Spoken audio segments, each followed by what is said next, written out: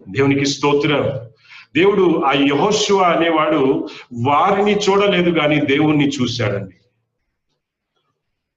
వారు ఎంత పెద్దవారుగా వారు ఏమండి కనిపించినప్పటికీ కూడా ఆయన దేవునితో ఉన్నటువంటి ఆ సహవాసమును బట్టి దేవుడే వారికంటే గొప్పగా అనిపించాడు కానీ, దేవుడే వారికంటే గొప్ప బలవంతుడుగా కనిపించాడు కానీ, ప్రియమైన కదా దేవుని ఎదుట వారు ఏమీ లేదన్నట్లుగానే యెహోషువ కనిపిస్తుంది. కనుకనే యెహోషువ అంటున్నాడు, కాలేబు అంటున్నాడు, ఏమంటున్నారు ప్రియమైన కదా, మన దేవుడు వారిని మన చేతికి అప్పచెప్తాడు కనుక మనం భయపడవలసిన అవసరం లేదు. అలాంటి విశ్వాసముతో కూడిన మాటలు మన నోటంట ఎప్పుడు వస్తాయో తెలుసా? నీ దేవుడు ఏ పాటి వాడో నీకు తెలుసుకున్నప్పుడు.